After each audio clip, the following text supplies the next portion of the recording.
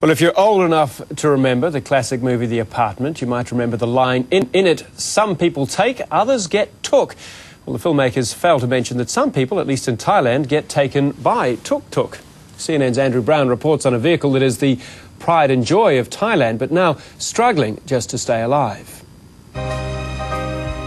George and Laura Bush have hitched a ride in one. So has Michael Jackson.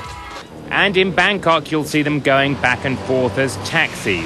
They're called tuk-tuks. Tuk-tuk is 3 wheels, tin box, a little seating area in the back, and a very enthusiastic Thai driver. Despite their charm, these vehicles are being driven off the road because they're unable to compete with more modern, air-conditioned forms of transport.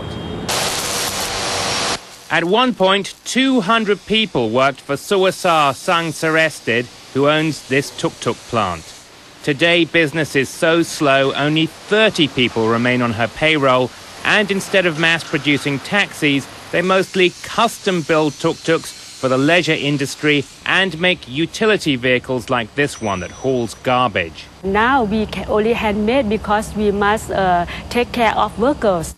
However, Suwasar is pinning her hopes on overseas buyers. Customers from many countries want to order tuk-tuk many.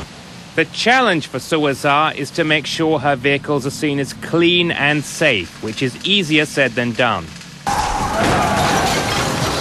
Daredevil turns and trails of smoke have made tuk-tuks legendary and given action movies a lift. But Thai officials have all but stopped issuing licenses for tuk-tuk taxis because of pollution worries and a poor accident record. Experts say to reassure overseas customers, Suwasar should add safety features like anti-roll bars, if necessary muffle the sound of the engine, and stress the vehicle has low maintenance costs. Alan Howe, a businessman who's evaluating tuk-tuks for the Australian market, thinks three-wheelers may not need that much care and attention. It's one less tyre to wear out, I suppose.